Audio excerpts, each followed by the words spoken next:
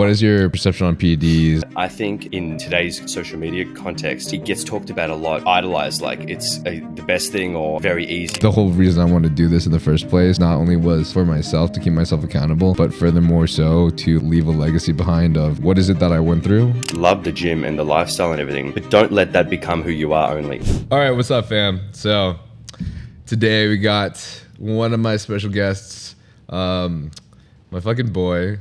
We've been connected on social media for a minute now, and I remember you came to San Diego. I don't remember how long ago. It was like 6 months ago or something? Yeah, it was a bit over 6 Right? months, yeah. Yeah, dude, that was a fun ass time. That was very fun. I'm glad you swung by. It's well worth it. That was good. But we've got Zac Perna on the podcast, the legendary Zac Perna, Aussie fitness YouTuber and social media star. Stop it. Absolute original in the industry, bro. You've been in the industry for a while, huh? Yeah, I've been doing this for probably 6-7 years, I think. Okay, that's a long ass time. It is, yeah. It is actually a long time. I remember seeing your stuff like, I think I was in college when you were like Really? growing pretty big. Yeah, because I feel like you grew like a lot of your audience like really early on, like years back, right? Yeah, for sure. Mm-hmm. That's crazy. Because I started social media on like Instagram like approximately 7 years ago. So Okay. I'd say that was also in college, but my like sophomore year of my college. But I like really didn't get any traction or any growth until probably I'd say about 3 years ago. True. Were you trying to grow early on? Like, did you start off going like, I'm going to do social media, like try and make it happen? I was, but my mindset and perspective over the whole situation was simply like, I just want to blog about my life every single day or consistently. So that way I'm really more so keeping myself accountable rather than like, I want to grow 1 million followers, like, you know, I want to like be famous or some shit like that.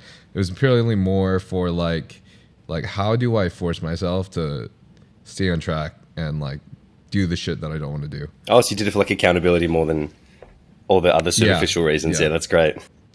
Right, because I'm like, if I like post, like if I like get fat and I like don't stick to my diet, then I'm gonna embarrass myself and I can't post any pictures. yeah, it's so true. I can't. That was like the hardest. It's so funny. You use that as like a strength, and that was like the hardest thing I dealt with. It was every time I would get out of shape, I felt like so bad because I couldn't post anything. Because I was like that pressure, that pressure crushed me almost. But you just used it as like keep you accountable, keep you shredded. The pressure crushed you?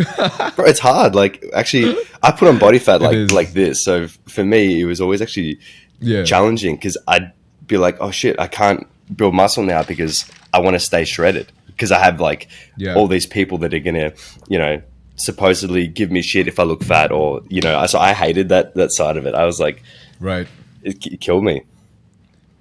Dude, see, this is why I love talking to you about this shit because I feel like most of the guys in the industry were originally ectomorphs, and you and I started off as endomorphs, right? Yeah. I did go through my own journey of like also being like a bit anorexic and having bulimia for some time, so I had a little bit of experience of both. But my default was always endomorph. Like, bro, I could fucking smack Korean barbecue and all you can eat buffet, and I can as a kid, I thought the correct way to eat was to eat until you threw up. Dead. Really? See, I never threw up, but I was like close. Basically, like eat until like I couldn't breathe anymore. Yeah. Until my back went out. That's always what would happen to me. My back would like go out because I was so full. It's just, it's weird. It's so crazy. Yeah, but it's funny though because I feel like you either have that or you don't.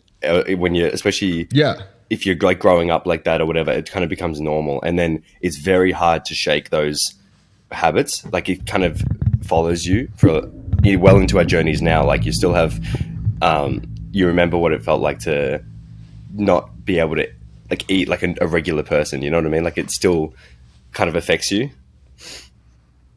It does. It does still affect me. And crazy thing is, I was listening to a podcast by Andrew Huberman. I don't know if you know Andrew Huberman. Oh yeah, it's gone. Neuroscientist, at Stanford.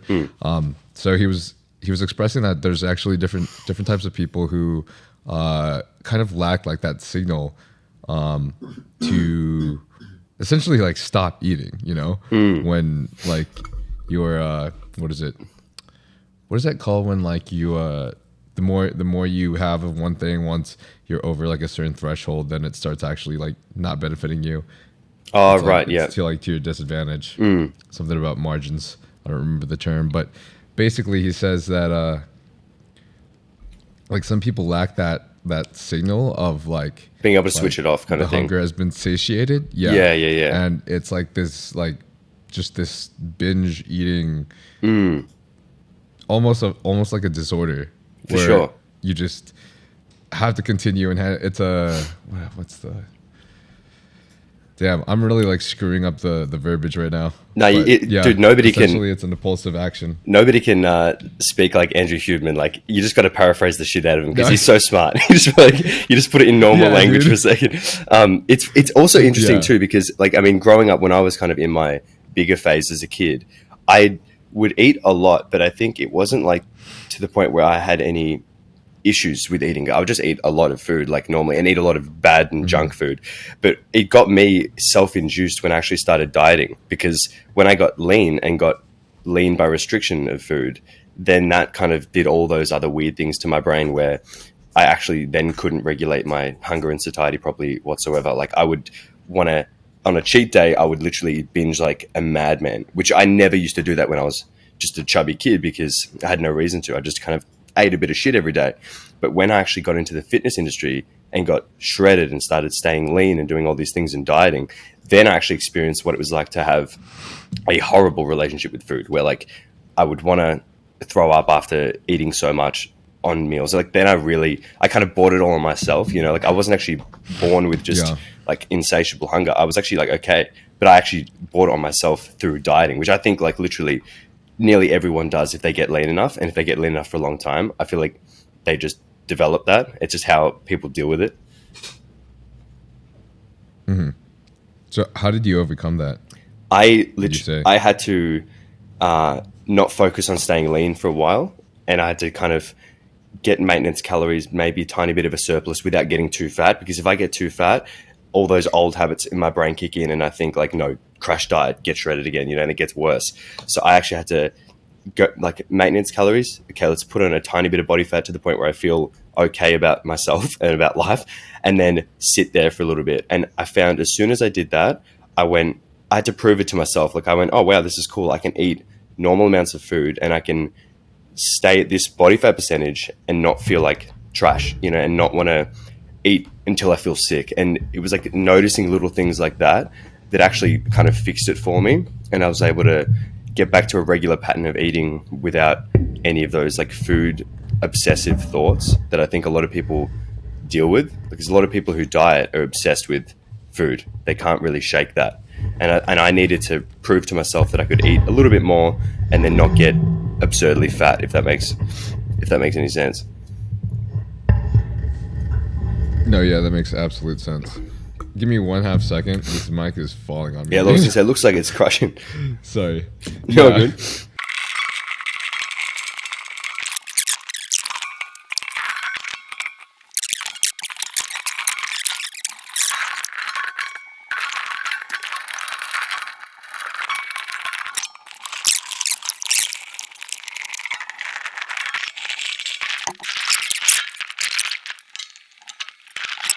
Looked at the footage.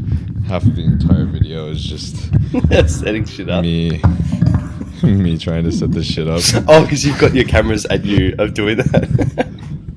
What's up? You should put you should time lapse it and have like just text overlay saying like what you're doing. Yeah. Okay. Video editor, please time lapse this shit. Yeah. Yeah, I'm gonna do that. All right. That's hilarious. Oh, we're good to go. Check this out. Isn't this sick? Oh shit! And then it took you like 20 minutes. Yeah, dude. That's so good. Yeah, now I could just hold the whole fucking arm. You are the arm. So sick. Nice. Yeah. Okay. So going back to us being little fat boys, right? So let's see. You were talking about diet. Do you happen to? Could you give me a little quick spiel on like the last thing you said about how you kind of overcame that situation? Yep. So in the context of like overcoming that almost binge eating disorder or massive food obsession from dieting that like I think I got from dieting, a lot of people get it from dieting. For me, it was more about getting my calories up to a level that was actually healthy and like properly safe, and then also getting comfortable, like baby steps, like slowly getting comfortable with eating a little bit more and realizing that that does nothing to my body. If anything, just makes me feel a bit better. Because I think what happens with a lot of people that I see, a lot of people I work with, is that they go from eating nothing and feeling like trash, then they go, okay, I need food, and they eat heaps, and then they gain body fat, obviously, and then they feel terrible, so they go back down again and crash diet, and then they stay at that level. That's all they know. So for me, I had to go really slowly increase the food to the point where I actually felt good in the gym. My lifts got better, and I didn't get that fat. I maybe just got put on a tiny bit of fat, and then I went, you know what, this is actually good. And after a while of sitting in that place with more calories in, all those crazy hunger signals started to normalize a bit more, and satiety signals normalized, and I actually felt, wow, this is insane. I don't need to eat till absolute sickening fullness. I can just eat until I'm satiated. I've had enough. So it took a fair bit, but it was a very slow process. Mm-hmm. So it sounds like you're talking a little bit about reverse dieting. Pretty much. Or like a form of reverse dieting that you pretty did? much, but it wasn't as calculated. It was more because I wanted to create a more intuitive like sense of reverse dieting. So I wasn't like, I'm going to eat this much and add more. I just didn't want to have to count calories too much. I didn't want to have to obsess over the numbers. I literally just wanted to find a way so that I could eat until I was like satiated and I could more intuitively eat. It was like a mixture of both of those. Okay, gotcha. I gotcha. Sounds like it was super effective for you. Have you actually ever like spent a lot of time in counting calories or tracking your nutrients, or is that something that you've always avoided? Yeah. No, I definitely did, and especially early days. Like I think everybody should do this, but I think it should be something that is used, like a tool that's used, whether you're learning about nutrition. You obviously need to count calories because you need to know what's in food, right? But then, if you're a competitive bodybuilder, you have to count calories because everything's quite precise, unless you're just following the meal plan, but that's still based off the calories, right? But otherwise, I think I did it my first probably 5 years, like strictly counting calories. Like MyFitnessPal was like everything, and then I started to obsess over it. And I think the numbers and doing that for me, it fueled the obsession a bit more. So that's why I steered away from counting calories so strictly and like rigid, like just like a psycho robot. And then now I do it more intuitively. Like mentally, I'll look at food and know the calories, but I'm not like substituting things and going crazy and full counting like that, because the accuracy is not really there, in my opinion, anyway. Wait, what do you mean by the accuracy is not really there in your opinion? Like people will get really caught up in okay, so how do I know if the entry of my chicken is going to be accurate versus this chicken's entry? And then it's like, well, it doesn't. Right. Or if you're looking at steak, for example. In the end, it's purely... I was just going to say that if you look at steak, it's far more difficult to track because you're not going to measure the exact fat content on the outside of the meat or the marbling in the steak. Like it's just, they can't do that. One cut on their app is different to mine. So even the nutrition on labels can vary like 10, 15% from what it says anyway. So like, it's not that accurate, and people would try and get accuracy on point because the number says it. And it's like, it's kind of not right anyway. Just yeah, dude, I literally think that's the perfect disclaimer to say for people who are trying to, not people who are trying, but people who end up obsessing about the number when they do calorie counting or macro counting. I think that's like honestly the best argument that you can make, because that's the fact of the matter is like none of those are actually that accurate. They're all purely estimations. Not to mention that, a lot of food companies try to like, under actually write down their actual calorie count, exactly, for like the amount of macros and what's in the food. But my argument to that though is that if you have started counting, if you have started dieting, I think it's almost absolutely necessary for you to at least begin tracking. Absolutely. Because you really can't truly ever get a good idea of what you're consuming, honestly, ever, until you actually look at like the science. The exactly. Numbers. Yeah. You know, and you need to know that. You need to internalize write the data down. Mm-hmm. I think people need to spend the time like we did, literally using that to calculate this and see what food weighs and what that looks like in protein and carbs and fats, and then literally internalize all of those figures so that you can look at a meal of chicken and rice and you could be like, oh yeah, that's, you know, like this amount of carbs, protein, and you could get it pretty accurately. Like you could guess it quite well. And then I think you have the freedom to then like diet, because I mean, I say now that I don't count calories and I do it intuitively, but what I really mean is that I don't use an app to count. I literally just eyeball food and I know pretty much how many grams of protein, carbs, fats is in it, and then I will eat accordingly. Yeah. And I think doing that now, that enables me to then go out to eat if I want, and I'll make the right decision. Yeah. Or I can change things if I need, or be more intuitive with the macros. But at the end of the day, I still know that I'm hitting my protein intake, and it's going to be pretty similar every single day. But I don't need to rely on accuracy to the gram of an app or something. And therefore, I don't need to get obsessive with my thoughts, because that's where my brain goes, is like, if I'm doing it to the gram, I want to be accurate and obsessed. And then if I'm using like apps to do that, it makes me go a little bit more crazy, because I'm probably just, some people like that. But for me, I'm like, oh, I don't want to have to rely on something like that. I'd rather just be able to intuitively make my decisions and still get the same results. Mm-hmm. Yeah. Mm-hmm. I think you probably resonate with most people on that, for sure. Yeah. But it's so funny that like a majority of people like in society will have no idea what 50 grams of protein looks like.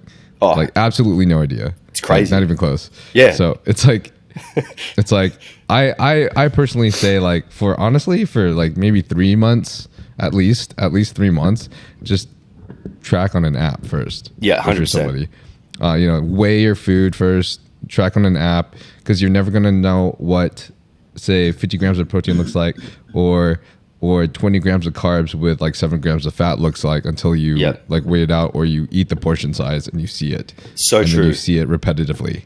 Yeah.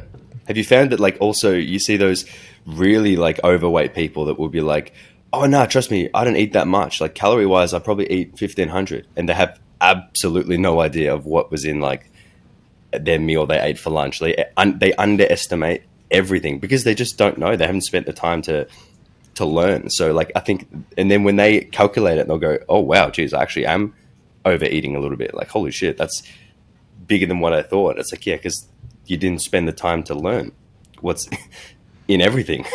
Yeah, you know? Exactly.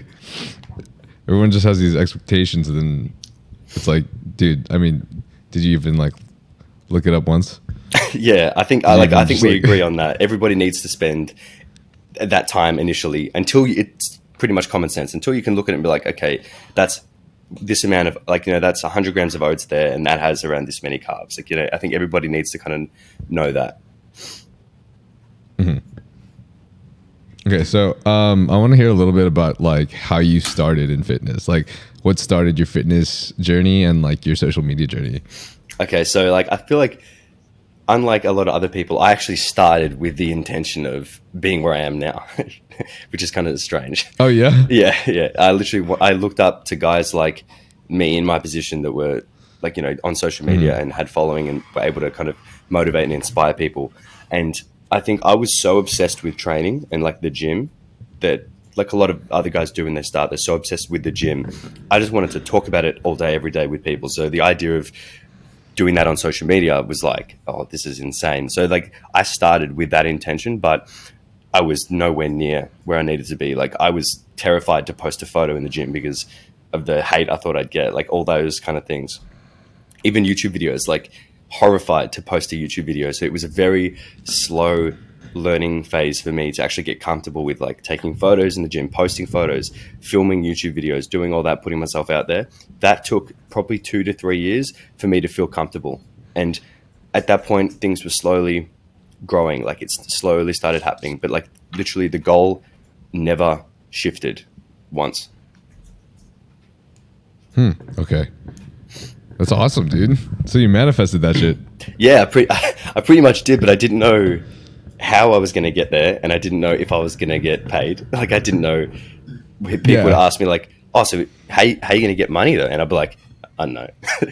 No idea. But fucking cool, bro. Yeah, but I just said, we'll figure it out. Like, because that was just always the thing of, like, people say, what are you doing with this whole fitness thing? Like, when I had, 20,000 followers maybe or something like that. And then I could see it becoming a reality at some point. But I was like, I don't know. I'm sure something will happen. Like, I'll figure something out. I just know this is kind of the direction that I wanted to take. So I think when you have that mindset, and also I didn't really want to give up at all because I was just kind of relentless. So I just kept chipping away I didn't do anything crazy. I just kept chipping away at posts, videos, looking at myself as a brand kind of thing, and maybe thinking, what could I try? What could I do different?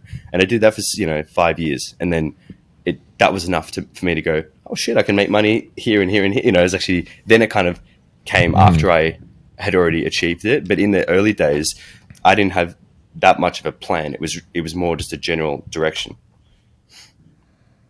Okay. Wow. Holy shit. I'm glad that worked out for you. Yeah, fucking same. It's good. Yeah. I mean, to be honest, that was kind of the same way I went about it too. I was like, I had no fucking clue what I'm going to do, but I'm just going to drop out of engineering and try to survive off of this $10,000 I have left in my bank account. How long did that last until it started increasing?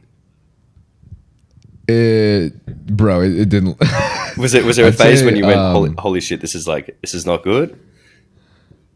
Yeah, no, there was a big phase. Like, it lasted about a year, and to be totally transparent with you, I ended up having to do some fucking sketchy shit to like try to make some money. Yeah. Like nothing on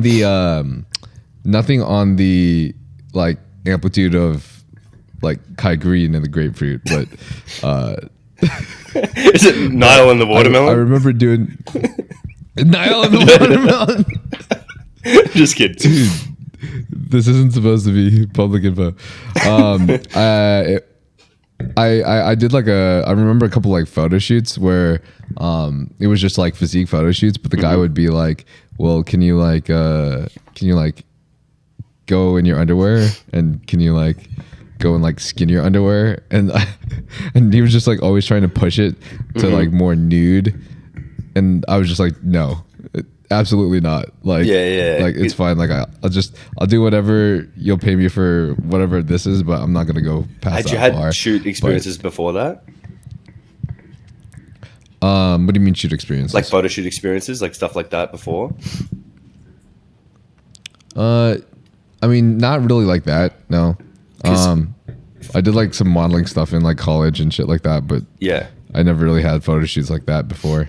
Well played for like actually stopping and pulling the pin on that, because in my earlier shoots, if I felt uncomfortable with something, I thought, well, fuck, this is probably, the normal, like this is what people do. So like it's the pressure to actually just kind of do whatever you're told is like, that's what I'm saying. Like, well played for kind of pulling the pin at like, no more, because people can make you feel like pressured when you're starting something like that, and take advantage of the fact that you're not into it. Like literally, I've seen young guys literally in that position where they get to shoot with a photographer, and then the photographer's doing some weird shit, and they literally just ran with it because they thought that that's what everyone else did, and they're like, if I want to make it, like I've got to just kind of do whatever. It's like, it's literally like, no one to stop. Dude, like that stuff's not normal, or expected. Yeah, I mean, I'm just glad that I don't know. I had a strong boundary that I didn't want to. 100%. So what happened after all of that? Well, I mean, luckily I didn't have to do I didn't have to like go nude. I didn't have to do anything that I didn't want to, and I still made the money. So, I mean, it turned out well. But it's just like, dude, that kind of situation, especially for like so many men, that's just not it, dude. It's so uncomfortable, so 100%. incredibly uncomfortable, and like a lot of it's kind of sick, honestly, that a lot of photographers will try to like take advantage of their models in that way, whether or not it's like a male photographer with like male models, or like male photographers with female models, which happens like for sure so often. You know what I mean? So often. That's what I was like, and ended up telling a lot of young guys that followed me, because I'd get a lot of inboxes, and I was like, dudes, just do what you're comfortable with. You know, there are no expectations. You can literally, if you don't want to take your shirt off, you don't have to take your shirt off. It's like, if you don't have to make it, if you don't feel comfortable, like, who gives a shit? This is not, one shoot's not going to make your career or whatever, you know, but at least you're actually getting paid anyway. Did you, after the shoots and stuff, did you kind of start making money through social media and it started looking a bit more positive? Well, I had, dude, sometimes when I hear some of my like female friends and how much they make, like, obviously the little guy inside me is just like, God damn, bro, think about how much you could have fucking made if you just sent it and just said, fuck it. But like, literally, like, I don't know how long it was. Maybe it was like, dude, it was way back when, like maybe 4 years ago or something, that like people on social media, like a lot of gay dudes on social media that were following me were like telling me to like start an OnlyFans. And this was like back before OnlyFans was like even huge, you know what I mean? Back before everybody started doing OnlyFans. So you could have been an OG. Could have been an OG, bro. No chance. Yeah, not a thing. No, but I just like didn't want to I cared less about the money and a lot more about like the whole reason I wanted to do this in the first place. Not only was for myself, to keep myself accountable, but furthermore so to like leave a legacy behind of like, what is it that I went through and how can I use this to like help other people, right? 100%. Because when I die, like the only thing I care about personally for when I die is having left behind love and gratitude and anything in my power I could have done to help others, because in the end of the day, like, what else is going to matter when you're gone anyways? Exactly. Right? Yeah, that's a good message, because like, the money doesn't mean shit. Whoever's surviving. So and I think that's important too, because for us, you know, starting social media and fitness and things like that, wanting to inspire people and do all that, it is very much about like what your impact is and what you can leave behind, and you know, being able to see that impact as well. Whereas some people will do social media and then like this, and it's not about that. They don't have that message, which is fine, right? Like, they're just doing it because they blew up. They're a good looking person. They just like smashed it. So then they weren't ever really concerned with like the whole impact and legacy and stuff like that. So then for them, if someone goes, hey, you can make like, you know, $300K a month on OnlyFans, they'll be like, sweet, you know, that's why wouldn't they do that? So then it's perfectly fine. But it's like, for us, it's like something like that wouldn't really coincide with the message and why we were doing things in the first place. So then it's probably not a good idea. But for some people, it's like the most lucrative thing ever, and they absolutely love it and they go ham and smash it. It's like, you know, fair play. It's good for them. Yeah, as long as they're happy, right? I guess 100%. But I mean, you know, each person, you know, to their own, bro. Yeah. Like, one thing I have to say though about that is like, nowadays I've heard that you know, a lot of people on OnlyFans, and OnlyFans itself is kind of like moving away from like basically pornographic content and nudity. So really, I know that there's a lot of people. Yeah, I can't remember who it was. I don't know. Some big like musician artist or something. I don't remember who it was. Cardi B or something. I don't know. She just uses OnlyFans as like a BTS of everything. So she like take all her videos, social media stuff, post that all on her OnlyFans. So what people are paying for is like seeing a BTS of her entire life, rather than, you know, just. Do you think that could translate over everyone? Like, do you reckon they would be able to, like, even as a company, if they wanted to do that, do you reckon they would be able to still effectively do that and move away from like porn without the users going like, no, this is how I make money, I'm doing this, you know? To me, it seems like an impossible task. Like, yeah, they can coexist, but I don't think that could really happen. Wait, what do you mean exactly? Are you assuming that the person started off with the pornographic content? No, like, I'm talking about like.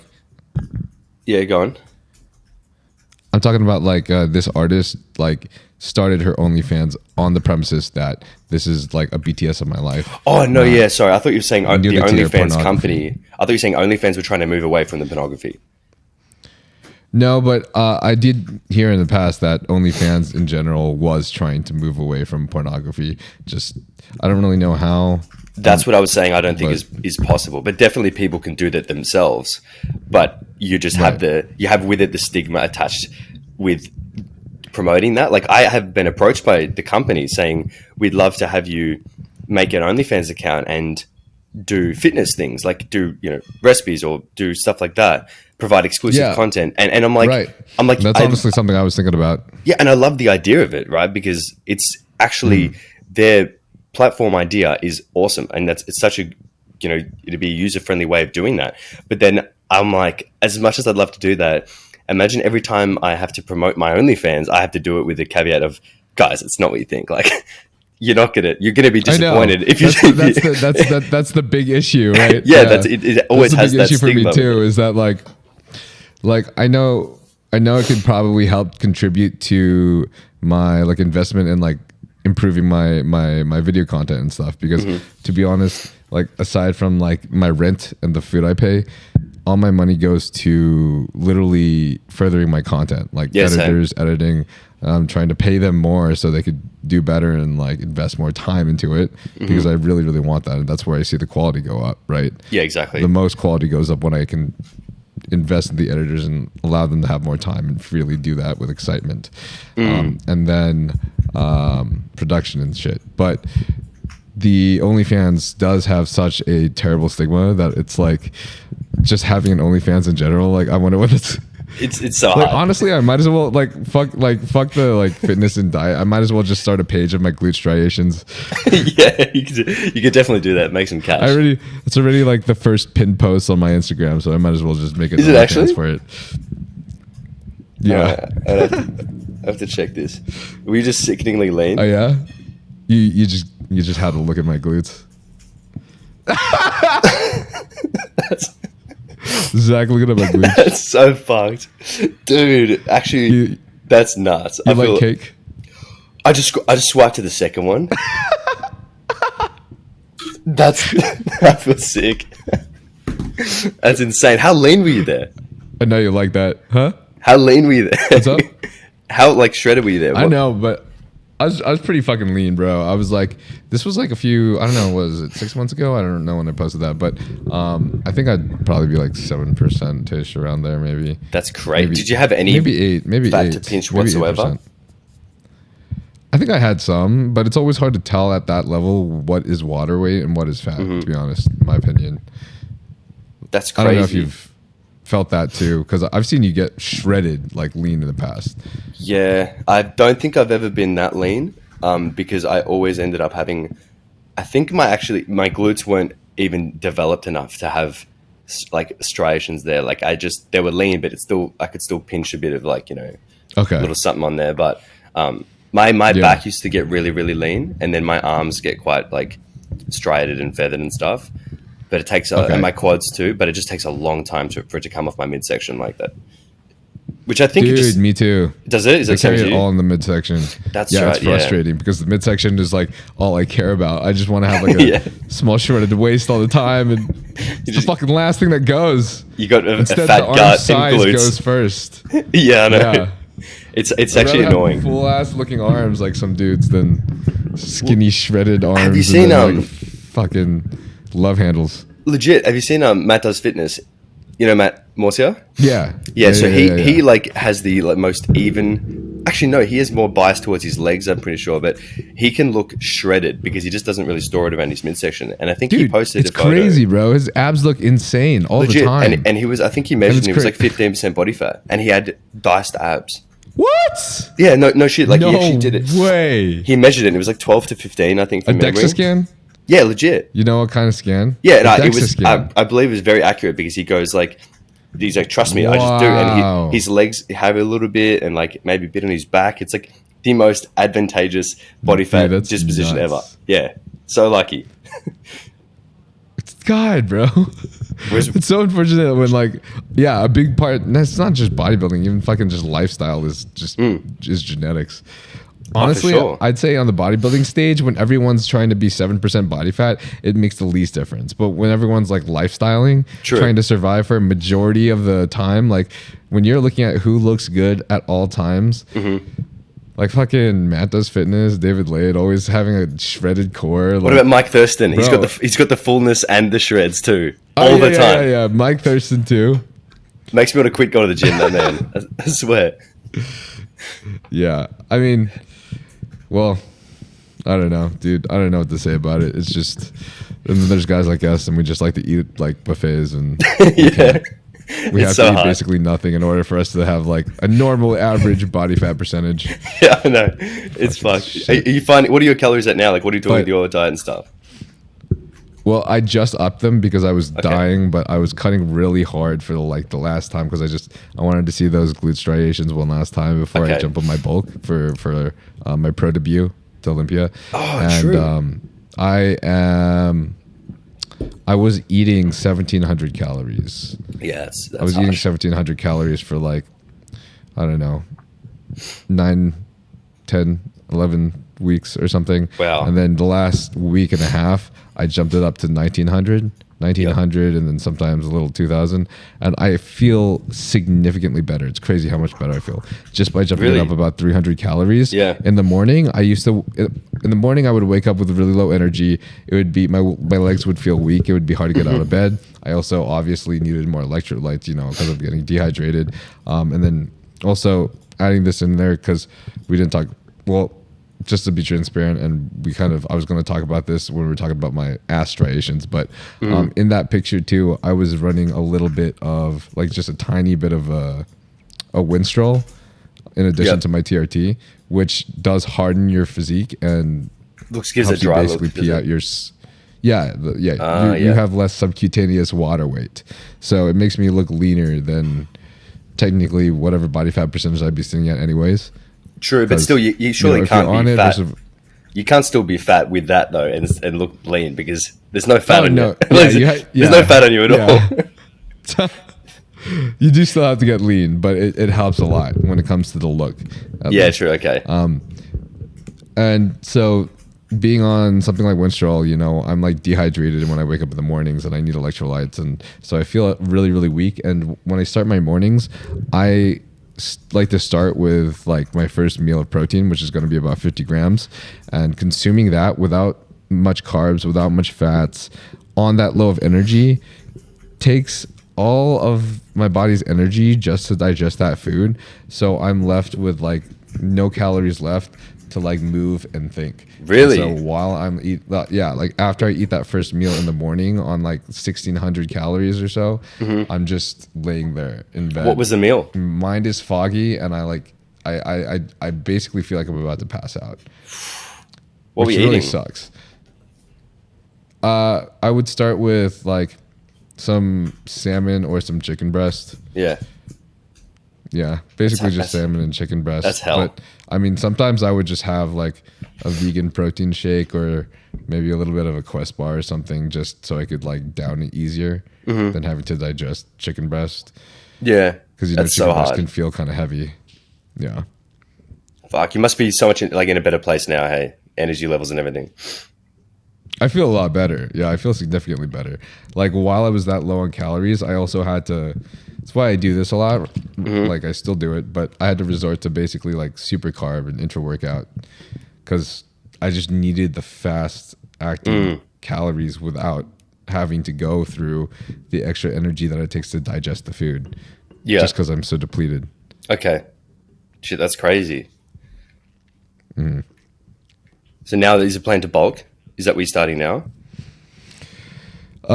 In a couple weeks, my coach is making my program at the moment. And so, I think probably when I get in a couple weeks, we're going to see what it's going to look like. Excited? I'm pretty excited and horribly scared at the same time. Because what, you just don't want to put on body fat? No, bro, I don't want to put on body fat at all. I love you're like the same as me, but worse. I hate body fat, dude. Same, but I feel like I just put up with it and I'll go like, you know what, Zach, you just have to do it. Just whatever, do it. And then you just you're like, right. Nah, I won't take this. I just won't take this. I won't have this body fat. This is going to be the hardest. This is going to be one of the hardest mental things I've gone through. It actually is. I'm tough, literally going to be. Yeah, I'm going to be like rechanging my entire perspective over, self-image. But do you know what was funny though? Like even professionally, like with content, when I literally said to myself, like, that's it, I'm not going to stay shredded anymore because I'm dying. My content just changed, and I ended up doing more like, instead of always having my shirt off and doing things which I was doing all the time, I ended up just, being fully clothed, and then I might do more like funny style stuff or more like informative style videos, and it allowed me to actually explore. Yeah, and explore different avenues because it wasn't so much focused on like, look how good I look right now. And it was actually really good for me because I'm like, oh wow, I can actually get so much out of more styles of content. Tell me you were so much happier. Tell me you were so much happier. 100%. Because the moment I started doing that, I was so much fucking happier, bro. Yeah, bounds happier, dude. Like, definitely. I was honestly like dreading what I'd have to do every single day when I was staying shredded. And really, my mind was literally always on what am I going to eat today and what kind of electrolytes and how much sodium am I consuming that's going to make me look like shit tomorrow because I don't want to look like shit tomorrow. Exactly. That was literally what I was thinking like the entire day, every single time was like, yeah, it is. I was going to say quickly on that, like, I think it's stressful. Good to talk about that as well though, because when people look at like, guys like you who look insane or like phenomenal shape, they think it's easy. They think it's literally easy for you to do that because whatever you eat, whatever you do, train, whatever, and you like it, like, oh, I wish I looked like Nyle. That's great. And it's like, if you want to go down that path and looking that, shredded or lean all the time, expect to feel like absolute trash about, mentally everything. Unless you're someone like Matt does fitness. Exactly. Just have fucking shredded abs at 50% body fat. Yeah. 50%. You dick. Frick. Yeah. Okay. What were we on just now? We were talking about how shit you feel when you're that lean. Oh yeah, how shit I feel, all the time. But the moment like I did the exact same thing as you, man. The moment I like realized that like this isn't like sustainable and like I need to like change out my lifestyle, I realized that it was like actually the perfect opportunity for me to also implement my personality and everything. The perfect opportunity for me to like just be my damn self. Like when it doesn't have to, when life doesn't have to be all about like how you look, right? So especially for like a man too. Like I understand like a lot of things in hierarchy for women. Honestly, the hierarchy for women lies in their appearance, and that's kind of unfortunate. But for men, that's not so much the case, right? For men, it's about your total status, contributed by, I don't know, how much money you make, what kind of lifestyle you have, how much influence you have, etc. And even your confidence within yourself, right? Things. Yeah. Right. Down to that as well. So, which is nicer because it feels more wholesome in a way. For sure. Well, you're just more of a complete person. Appearance. Yeah. Well, that's not who you are, though. Like even when you are that lean and just only posting content to show like superficial stuff, you're putting yourself in a box and only showing people one tiny part of you, and that's the fact that you like gym and you look after yourself, and you're pretty much obsessed with it. But that's it. Like there's so much more to offer as the complete personality of like who you are as a person, the things you can add value to other people, lessons you've learned along the way, that's way more value for people than just being a source of motivation, because you'd be that anyway, because you have the physique. It's like you don't need to only show people that side, it's like it's so good to do everything else. And that's why, I mean, to be honest, that's why I also encourage people to definitely love the gym and the lifestyle and everything, but don't let that become who you are only, because I slowly became a bit into that when I was in my, early 20s. The gym was like my identity, and dieting and the gym was literally becoming my identity for a little bit.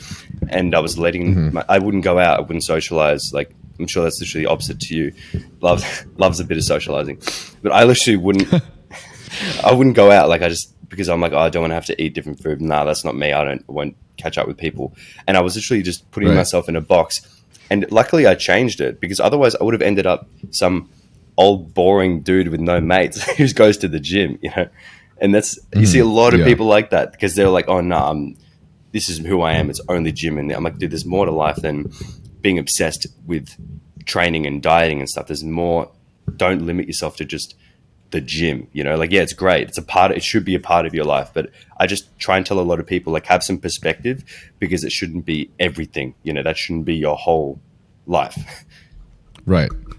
Well, I mean, for a fact, like, the way that I see it, like, maybe the gym will be someone's whole life for a period of time. Could be 3 years, could be 4, could be 5.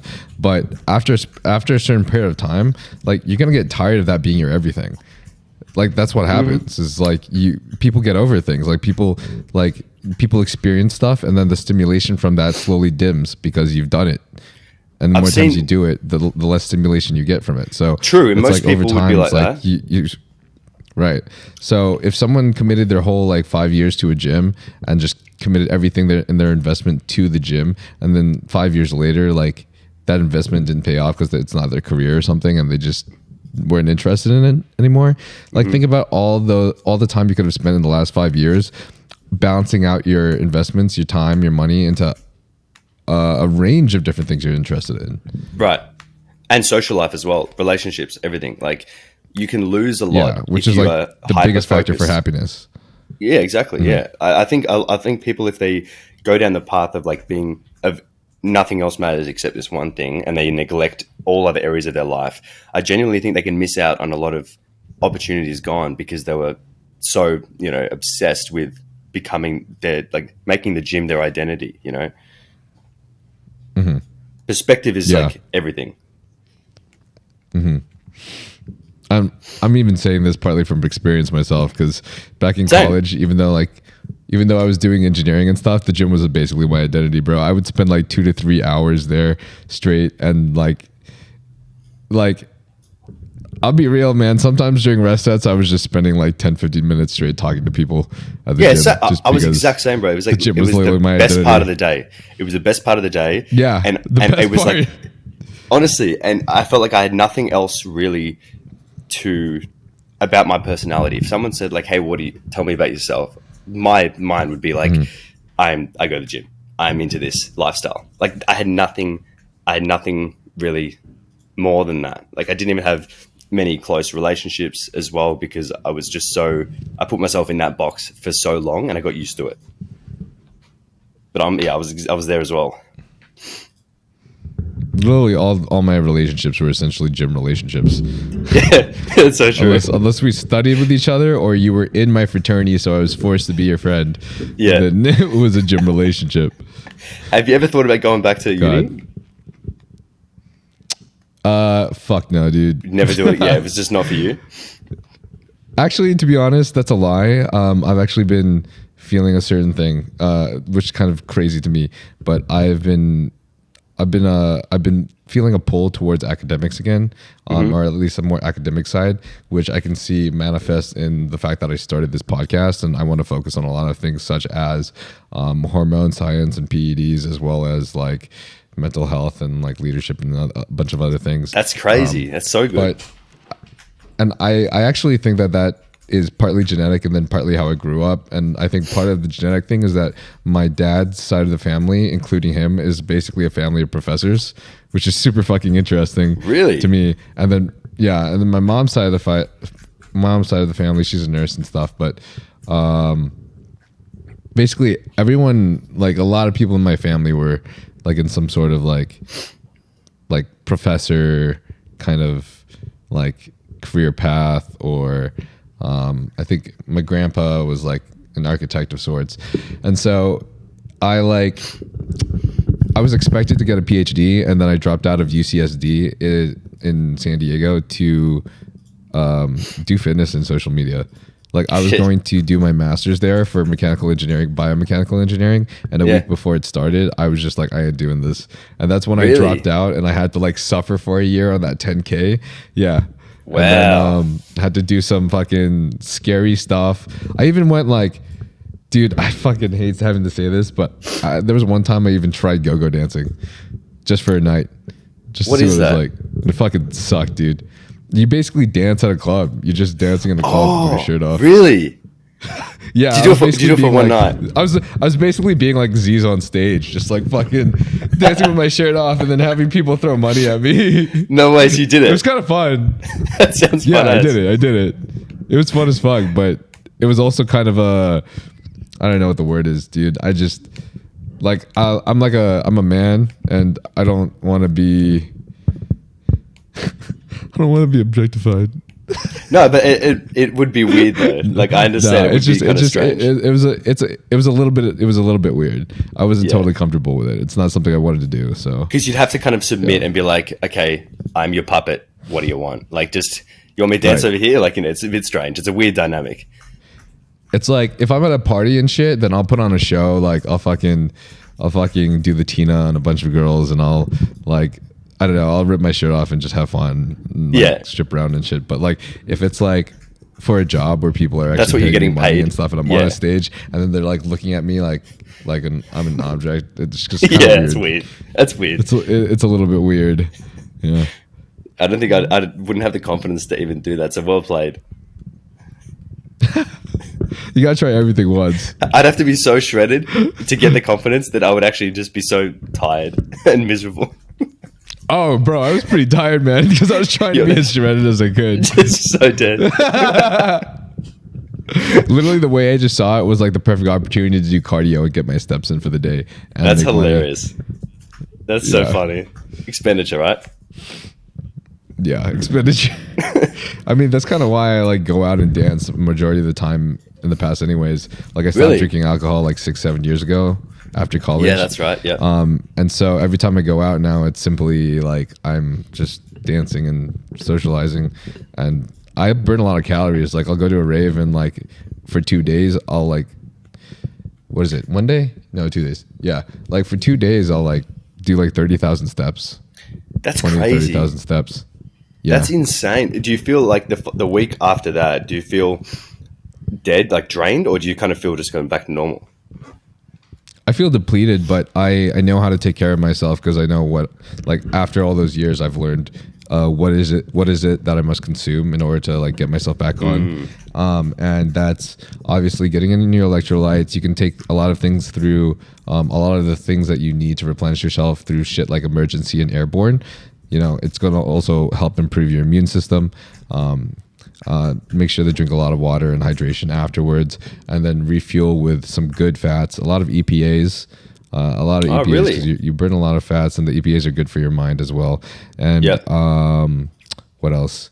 Obviously, you'll probably want some carbs, especially if you're going to work out anytime soon afterwards, because your glycogen storages are completely to be empty, right? Are just basically emptied. And then what else do I do? There's some other things that you could take. If you went to a rave and stuff and you did any substances of any sort, normally I avoid that as much as I can. And there's a lot of things that I've tried, but I don't do anymore because, like, you know, I like listening to Andrew Huberman, so I care about my natural dopamine, my natural serotonin. I care about how I can influence and progress my life daily naturally.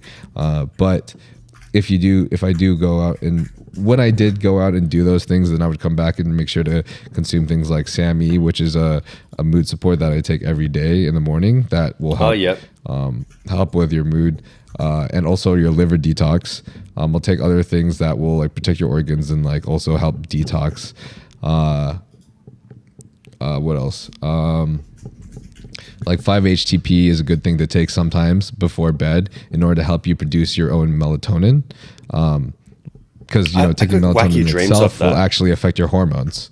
Yeah, right. You get wacky dreams because it probably just means that you already sleep well, and melatonin is actually more produced towards the latter half of your sleep. But if you're taking melatonin in the beginning to go to sleep, or you're taking 5-HTP in the beginning to go to sleep, then you're further producing serotonin and melatonin in the beginning of your sleep cycle. And a lot of people will find that like it pushes you in a heavy, deep sleep that gets you a little bit too intense of dreams. Yeah, sometimes I did. Yes, it was like every now and then I would, but it's crazy how much you go into the, like, I really love how much you go into the care side of things, like actually looking after your own health as a holistic system. Like, despite whatever else you might do, it's like, okay, but let's actually look at how I can stay as healthy as possible, or how I can get my brain functioning as healthy as possible with the least amount of fluctuations and things like that. A lot of people who they'd ignore that, and they'll be like, won't even think about, like you said, the baseline dopamine levels or something like that. Like, that's why I'm a huge lover of like the cold exposure and like ice baths, cold showers, things like that. Purely because of that. Do you do it? Every morning? Yeah. Every morning, like an ice cold shower, because this girl, like, I'm living with Rebecca right now, and her showers get even way colder than, they're literally like ice.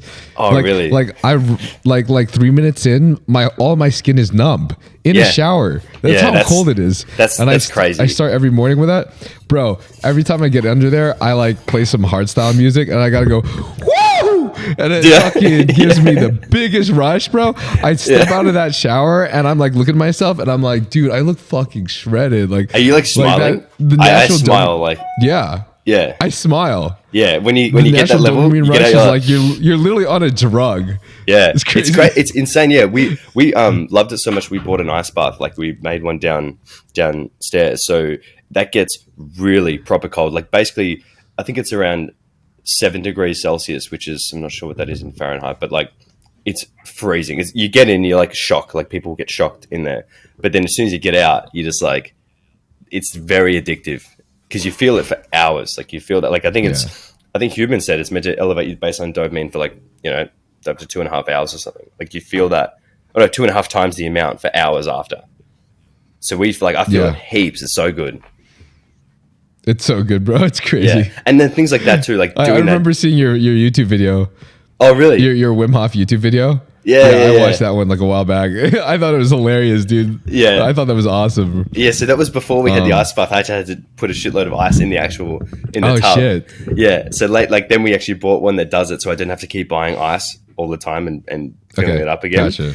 But yeah, doing that, like, it's so good because you don't get that any crash or whatever. You don't feel like you get that.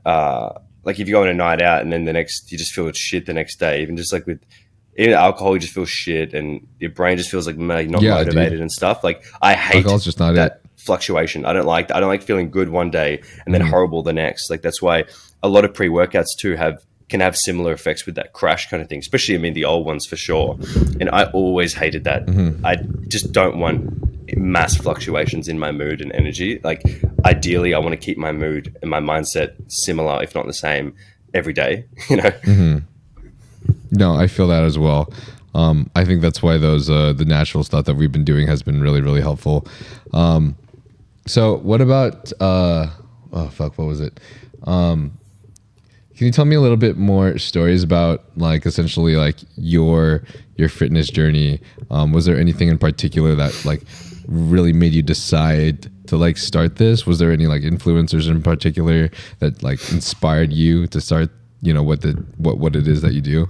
Yeah, so lots, man. Like, I literally used to spend my like spare time reading articles on Simply Shredded. Do you remember Simply Shredded? Did you ever use that? Yeah, bro. Yeah. Simply Shredded. Yeah. So I would literally spend like all my spare time as like 19-year-old I would just be reading articles of like the dudes on there, like these what their workouts are, and I literally just thought these guys have the best life. That's like, it was so stupid, but that's just literally what I thought, because I was like, they are in godly shape and they look insane. This is surreal. So I was like, mainly I looked up to them just for the physique kind of thing. So that's why I would read about them, what they do, how they train, how they eat. There was just like a kind of just marveling at it. But it's interesting because a lot of the guys, like I remember reading one on Andre. You know Andre?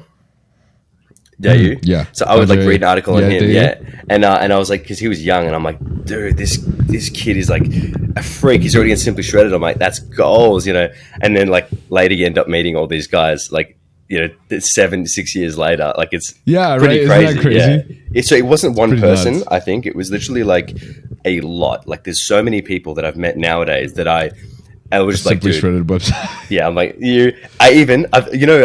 Nicholas Lee. Nicholas Cage.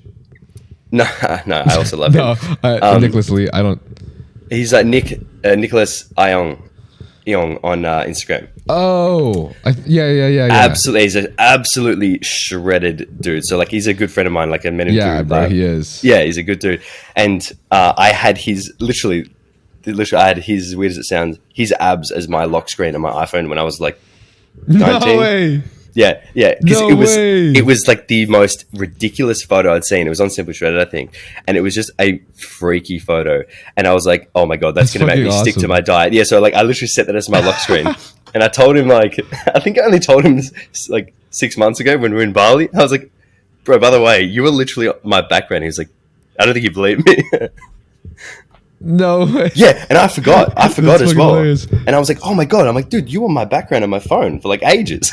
He was like, "What?" But yeah, it was a lot of people for me. Like a lot of people back in the day that really, it just constantly inspired me. Like all the like Greg Plitt, all those kind of guys who were just smashing it. You know, it was a whole group of people. The podcast is not sponsored, so the best way you can help fund the podcast and improve the podcast and its production is by using code Nyle for Young LA clothing and huge supplements.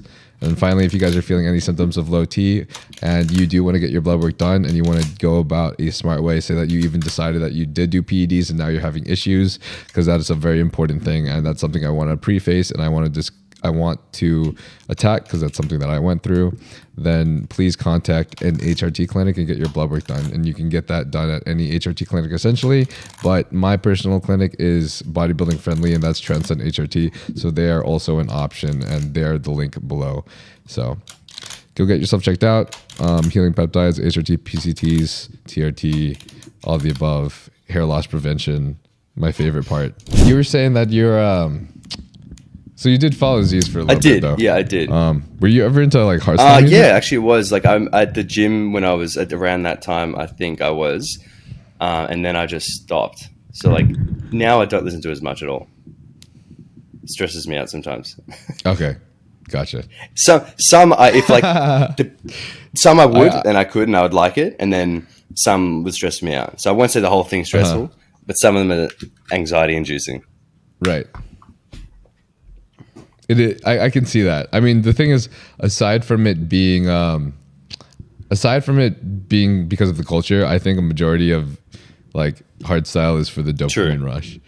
Like, I don't think there's any other BPM that I felt that like raises my dopamine more than hardstyle does. What's your hardstyle like absolute recommended song? I'm not sure what it is. If you were to like listen to these songs, then if you don't like this, you won't like anything. What would you say? If you go-tos.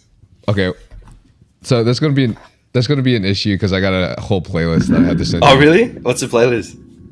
Yeah, I have a whole. How can people find it? It's my playlist on Spotify. You can just search it on Spotify. It's called Harder Than Cialis. Nice.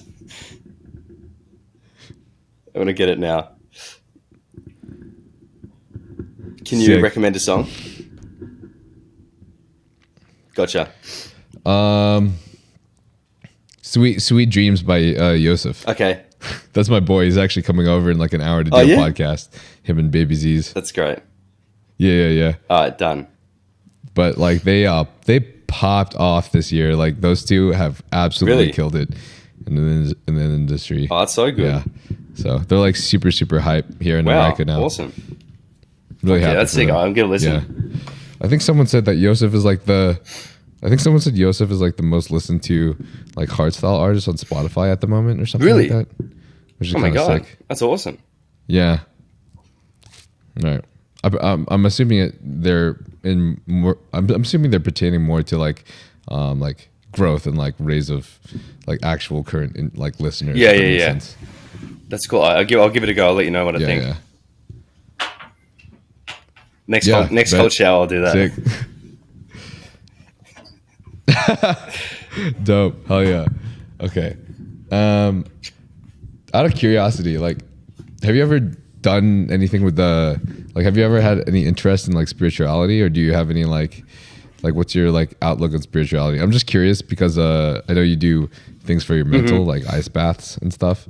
So I'm just wondering if you Honestly, might have any ties to like other things that are related only to like only meditation practices like that. Like I haven't gone gotcha. much further like beyond that, because I mean for me a lot of stuff has always needs to be like prefaced with some kind of evidence-based backing, just as to how I usually operate with everything. Like if something like, I'll do ice baths because of like I like to know the reasons why things without really going further. So I think that's why meditation really appealed to me, was because there was a lot of about the brain of like, it's pretty insane like how many all the different states you can get yourself into mentally like that. And so as soon as I started that, I was like, oh wow. And I got benefits like immediately off that, but it's something that I definitely want to do more. And I kind of would want to delve more into as well, because I feel like there's a lot there that I can't really comprehend yet. But I even get benefit out of doing just 10-minute ones like every day like that, for just general stress levels. But other than meditation, I haven't really gone much further into like spirituality side of things. Pretty boring, dude. Okay, I see. Look up Dr. Sam Harris. All about him. Dr. Sam. Yeah, I've read like all his books. Okay, nice. Yeah, like his mindset on like meditation and everything is fucking phenomenal, and it's just something. It's sick. It's just so sick. I resonated with it highly, considering like he even talks about how it's like, it's not about like the actual meditation itself of it being a giant feat for you to do. It's about the fact that you're integrating this sort of like dynamic in your mind. Yeah, for sure. I listened to his literally his meditation about 2 hours ago. Yeah. Oh, no way. I had Sam Harris in my ear 2 hours ago. It was great. That's awesome. Yeah, I'm a big fan of him. He's great. Cool. Well, I got one final question that I'm curious about. So, like, I know it's a little bit of a taboo subject to talk about in the industry, and a lot of people don't want to talk about it and stuff, and that's also totally fine. But I am like curious, like, what is your like perception on PEDs? Why have you chosen like just never to do it at all? Like, I think honestly that's the best. I think that's the best choice, honestly. But if somebody's not competing, because to be honest, when it comes down to something like PEDs or anything like that, it's literally another full-time job and a full-time science for someone to learn. And if they're not doing it for the purpose of like for their career or competing as an athlete to like win a sport, then I don't see it as something that's going to benefit somebody for the amount of time and effort and energy it requires, especially with the fact that it doesn't only affect your physical health but also your mental health. I think it's a really complicated subject and a personal decision that people need to themselves weigh it up, right? Because if like if, for example, you only looked at the benefits of doing that, you'd be like, this is insane. And that's what most people do, is that they look at like, just what can I get out of this? Oh, wow, I'll get in the best shape of my life. I'll be super strong, recovery, all these things. Like, I'll take my passion to the next level. Like, they're obviously the benefits. The downsides are less spoken about, but people still know that there's side effects and everything. But then if you ask them, oh, what side effects do you know of? They won't have a good understanding of side effects. They'll tell you the stereotypical ones of like, oh, I'll, lose my nuts and, all these things like that. Like the classic ones are just all the random stuff. So I think the pros and cons anyway, for most people is not weighed correctly. They either will favor one or favor the other, right? There's no real unbiased look at the pros and cons to make people's decisions. Because, I mean, for me, I always used to think when I was younger, it was tempting, but I didn't even want to go down that route of looking and assessing the negatives. I'm like, fuck, I don't even want to deal with it. So then I didn't even put myself in the position to kind of like, didn't even want to make the choice, right? But I think for people who want to do it, they're probably going to do it at some point, right? If they really want to do it, even if they're not competing. People who just want to get in the best shape possible for whatever reason, they're probably going to want to do that. I think now, in today's kind of social media context, it gets talked about a lot of like kind of idolized, like it's the best thing, or it's very easy, or it's just like nothing, like everyone's on it, like kind of thing like that. And that's the only thing I think is quite dangerous, is that like for young kids who are never going to compete, right? Because they're just not everyone's going to be Olympia. Right. Not everyone's a Chris Bumstead, but you've got these people who they're going to still take heaps of shit no matter what. And there is no real, like other than like a Derek, like More Place, More Dates, he would tell people a lot about, here's what you actually have to know. Like here's the reality of these things, the decisions you're going to have to make, and kind of give people the tools that they need to be equipped to make the decision. And I think if people have that, and they have a clear understanding of the benefits, the downsides, how you might rely on it, like all those kind of things, it's like, of course, it's a personal choice. It's up to them. I just think nowadays it's kind of dangerous to talk about, because people usually only talk about one side of it. So like, I think it's great if people want to discuss it. Like it's good. People should have that information out there, but they shouldn't just have the information of like, oh yeah, gear gets you jacked, and then nothing else. It should be like the whole understanding of how it affects everything. Like you've gone into a lot, right? You've gone into a fair bit of detail about how smart you should be about it, the downsides, what you really need to know, like things like that. So that if people want to make that decision themselves, they can at least be in a position to be empowered and not go, oh my God, what have I done? Like I've made this mistake, right? Yeah. So I think like it's okay to talk about, but I do think that go on. Mm-hmm. I do think a lot of people like More Plates though, and even Greg Doucette have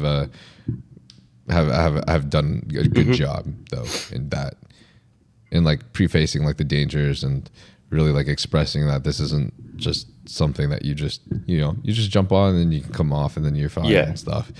It literally, you change your entire hormonal profile. You're affecting literally the basis for who you are, your personality, like your drive, the things that drive you as a human being. And that's all in your hormones, and you're fucking with that, like the code. Yeah. And so, it's like, I don't think there's enough emphasis on that. Serious. Like from what you see on, like, you go on TikTok or whatever, and you'll just see all these comments about like, this trend, that, like all these, it's kind of like, you don't see enough of the reality of it, of what it really is, of like, and even, it just seems, to me, it seems like way too common online now just to be just spoken about, like really common, that almost seems quite accessible and like almost normal in the fitness industry to just be kind of normal at that point. But at the same time too, people can't talk about it too much or you get into some serious trouble as well, because and then it looks like if you're trying to give information, it almost looks like you're condoning it. So then it's like, oh shit, it's kind of a gray area. You want to kind of draw information to it and light to the certain topics without looking like you're saying, oh, this is all sweet, by the way, Yeah. But I think, it seems like a really difficult decision for people, like, but that only them can make that though, I don't think people should be influenced by what others are doing.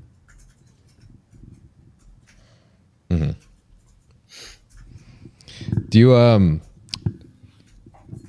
hope I can ask this, but I'm kind of curious what like your relationship dynamic has been with you being like a fitness influencer and shit on social media now, because my relationship situations have been fucking interesting, man. Really? What? Oh yeah. What were yours like? And then I'll answer. I don't know. Well, I mean, I feel like a lot of influencers that I see in the industry are like they're a couple. I feel like a lot of them have a partner.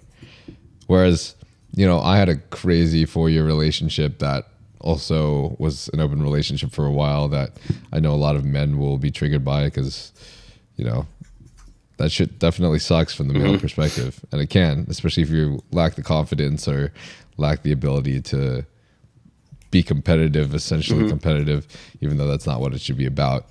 But I guess, I don't know. I'm in a place where I'm just, I think I'm just like living the bachelor life, but also not being really interested or like caring too much about females at the moment. Kind of just focusing a lot more on my work because I feel like social media takes like all of my time. I feel like the job, the editing, the content creation, like the ideas, the brainstorming, I just feel like that takes literally like my entire day, all the time, the entire week. So it's like if like girls come by, then it's like cool because like, okay, yeah, well, like this just happened, so maybe we can hang out when we get a chance here or there. But otherwise I'm just like, I'm honestly like curious when I'm going to like actually find a partner, when I'm going to like settle down. Like I feel like it's not going to be anytime soon. Well, it's very weird, isn't it? Because like your social, like your actual real life, and then what people see is so intertwined because you have to document so much. You have to kind of live it all the time. That's why I did find it hard early on because I couldn't really separate the two very easily. So it was easier for me to like not have a girlfriend because I didn't want to then introduce her to this life. Otherwise, I'd have to make an effort to kind of keep it all separate. And it would be hard to create content if I've got like other responsibilities and little things like that where I'm trying to focus on myself and do all these random things all the time. Like it's quite a selfish thing that I just had to do. Right. So, and let alone the kind of weirdness that comes with if you have a social media profile and all of the attention from that, and then you're dating someone who has no idea or doesn't do any of that. That's even weird for them too, because they've got to understand this life that we live that's so normal to us of like everything is Instagram and all these different platforms and everything's filming and content creation. And if you're not really in the world, it might seem strange. So it would have been easier to get somebody who's kind of understands and gets it and knows that if you have 1 million followers, who gives a shit? You know, because if people like a girl might think, oh my God, Niall's got so many followers, like he's important, he's a big deal. And you're like, it doesn't mean anything. But if they're not in it, they will think, oh my God, what do you mean? I mean, that's everything. Like you're famous like that. So there's also that kind of weirdness that comes with it. So I almost just avoided it entirely for a while because I was like, I don't even want to think about, that shit, or you judge me for seeming like I have, I'm it's important or it means something. It's like, it doesn't mean shit. So now I've been in a relationship for like the past 8 months or a bit longer. And you've been in a relationship. So Izzy, she's actually friends with Rebecca. You can ask her. She's into social media as well. So she does social media stuff too. And that made it way easier because then we can actually do that stuff together. And it's not weird if I'm like filming something and then it's like, why are you filming this? Most people are like, they can't understand it, or it takes a while for people to understand it because it's a very weird thing that we do. You can't expect people to understand it really, because it's kind of like what we do never really turns off. Like you don't really stop documenting, creating, because your life becomes the content. Like, if you're like doing vlogs or keeping people up to date with your life, like that becomes the content as well. So it doesn't really just stop at any point. So I understand why it would take time for most people to even be comfortable with the fact that, oh yeah, my girlfriend, my boyfriend is a full-time content creator and I got to take their photos sometimes, like it wouldn't be easy in the very beginning. That'd be fucking nice. It's so handy to have a partner to just take so my photos handy. And shit. It's really good because you just do it like we just do the stuff for each other like that. So it actually worked out quite well. Yeah. That's awesome, dude. I mean, I'm doing okay. I hired a cameraman. I have a boy to. That's the good. Boys. So you just need. I mean, anyway, you just need the help. Hey, I didn't know him beforehand, but he's super cool though. So, that's good. Yeah. Damn, bro. It's wild. Did you have any other crazy like relationship dynamics, especially like in the last few years, like while you're doing social media? I literally was just single basically like for the majority of it, like the whole time. Like I was just doing me. Yeah, just making pajamas, just making these. Dog, those are tight. Oh, you actually sent me a new box and I still haven't gotten a chance to open it because I procrastinated. Like I keep forgetting. Yeah, that's why I never was able to like even post about it because I know I fucking want to because I love them. Don't worry about posting, man. Just wear them. Just wear them. Okay. Now I need to go find it. You got everything from moving. Yeah, nice. Yeah, dude. You don't even want to. I don't want to go into that. That will upset me. Miserable right now. I basically trashed. Oh shit. Those pajamas are tight though, bro. How'd you? What like inspired you? We always just wanted to make. We wanted to do something together, but we didn't really know what. Me and my brother, and then we always wore pajamas like at home, like just kind of other brands and shit like that. But we just thought, wow, we could make this so much better because we just saw the value in being comfortable around the house and having like, you know, a certain thing you'll get changed into after a shower to kind of like switch you off a little bit.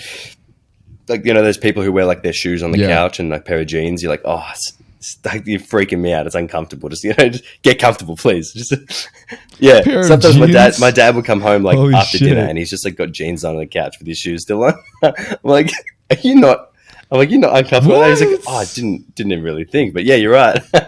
So like we always just, it's different breed. But we always, maybe they're just so exhausted. I think that was the case. Whereas now we've got him on like, maybe he's so converted. Now he has to like, no more days like that. But yeah, we just basically, we really saw the value in that and just wanted to do it, see if we could have a crack at it ourselves, like learnt everything from the ground up, like how to do it, how to make it, what's involved, the design process, like literally everything. And yeah, that's been around for like a year and a bit now, a year and a few months.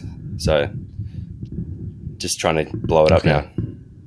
Wow, dude, I'm fucking proud of you, man. Thanks, that's so sick. I really love the company, so I'm glad you were one of the people that we were like, holy shit, this is like you posted even just like a set of stories, but it was just a really good, like genuine plug. And you were just saying like, you know, these are sick. Like not many people did that we sent them to, because I sent it to a few people and most people would just like take a photo of the packet or whatever and just the obligatory post, you know, it's like fair, better than nothing, but very few people like actually wore them and then went, holy shit, like I love these, you know, and told people about it. So we were always really grateful that you just did that, because you didn't have to do that at all. Oh damn. Well, of course, man. I was honestly just being genuine. Like I could tell. Yeah, it was sick. I was like, it just meant a lot. We were like, oh, that's good as. Oh, the funniest thing too. Like all of like, I got like what 5 to 10 responses, and it was all chicks. I know. That's what I was like saying. I was saying to guys, hilarious. Like, I was like, guys, you don't understand. Like, this is the easiest conversation starter ever. You don't understand. Like, if you want girls to inbox you, just wear these colorful pajamas that are cute, and you'll get some DMs. Like, trust me, it'll happen. 100%, dude. What the fuck? I figured it out. Do you know what though? Like, all jokes aside, I genuinely have thought about this before when it comes to the design. Like, the reason why I made we made certain designs over others was because of the shareability component of like, I thought, okay, if I've got a pair of like pizza pajamas on and I post that to my story, what are people gonna? It's an easy conversation starter for them to go, oh my god, I love pizza, you know. Therefore, we made a pizza print because of the potential shareability of like a topic that everyone loves that's relatable. It's not random at all. Like, I literally have it's a great conversation starter. I put myself in the minds of somebody like posting on their story like that and thought they'll want to post about it as just a customer because you could do exactly what happened to you. People go, oh my god, that's so cute, you know, blah blah blah. Like, it's just trying everything. So it's not a random design process whatsoever. Gotcha. Can you make a pair that has needles on it for me? Just imagine that. Just don't take them off. It's even got some like blood on it. Shit. Just got blood on the glute bit and on your quads. Oh my god. Oh my god. People are like, dude, are you okay? Or make it look like you have needles sticking out of your legs. Dude. Not a bad idea. I'm sure it would smash it. That would definitely start conversations. I'm gonna write it down. All right. Last two questions. I end every podcast with these last two questions. So if you were to die tomorrow, what would be the first thing you would do right now? I'd probably call absolutely everybody that I care about and tell them what I'm grateful for. Oh yeah, that's a hard question. Love that. I would call everybody really? Too. That's what I tell everyone. Yeah, I say the same thing. I would basically I would call everybody that I love, and tell them that I love them and I care about them. Same. Exact same. That's a good question. And then if you could have one superpower in the whole world, what would it be and why? I swear I was having this conversation the other day and I didn't get anywhere because I couldn't decide. I mean, it just depends, right? Because I'd want a superpower that's sick, but then also all the sick ones just like incite violence. You know, like, so I feel like if I had a superpower, like let's say I could control metal, just make me Magneto. If I could control metal, it would be pretty cool. But then I'm Magneto. Like, it would only be really cool to then like fuck with people and and hurt people. So I'm like, what else am I going to do? Build bridges? I don't know. So I'm just going to have to go bridges. With it. You have a lot of people. Just all this. I reckon flying. I reckon building bridges. No. Time travel. That'd be fun. I could figure some shit out. Oh shit! Yeah, I could figure some cool stuff out with that. Okay. There you go. You got some. Why you got some regrets? Oh no, not me. Fuck that. I would. I just want to go back to see where everything started. Imagine going back to the first human. When he just decided to like make fire or something. Oh, just see the first guy who just did this and made fire. And he's like, and I'm there going like, just like hand the first caveman an iPad. You just go hand the first caveman an iPhone. Just witchcraft, sorcery. Or even going like, you would literally, none of us would exist anymore. The world would probably I'd go to the future. You doing that probably would end. I would go to the future in about 1,000 years, and I'd take some tech back here. That's what I'd do, and I'd be the new Steve Jobs. Yeah. Oh shit! No, that's a good idea. There you go. I like that. So I'll invest in Zac's. Yeah, for now, just invest in Slouch. That's all you have to do. There's secretly pajamas that will send text messages to your friends. They will, and they'll make you big as well, and shredded. They'll make you big. Like Slash Potato will increase cock size and also make you massive and shredded. It's a fact. Bigger than Cialis. Fuck yes. All right, bet. Thanks, man. Where can we find you? Instagram, YouTube, TikTok, all Zac Perna. And if you want to check out the pajamas as well, that's slashpotato.com. But otherwise, bro, that's it. Thank you for having me. Nice. Hell yeah, dude. Yeah, thank you, man. That was super sick. Thanks, guys, for watching. Obviously, all right. Appreciate you guys. Thanks so much. Thanks Zac, for the call. That was good, yeah. That was dope. Yeah, that was super chill. Chill. It was fun. All right. Stay safe, man. Hopefully I'll come to Australia sometime soon. Let us know whenever you do. You'd be welcome. Yeah, I will. I've always wanted to go to, what was it, BaseCon? I wanted to go to one of the festivals out there. Yeah, I wonder what it'd be like compared to yours. Dude, I can't imagine. I feel like I'd see a lot more like Zyzz looking people out there. And a lot of Asians too, right? There's a lot of Asians that go rave there, huh? It's actually a lot. Yeah. Yeah, that's funny. It's Asian Zyzz. That's hilarious. Okay. All right. Bet. All right. Nice likewise, bro. Talking to you again, hit it. I'll speak to you soon. Cheers now. Speak to you soon. See you, bro.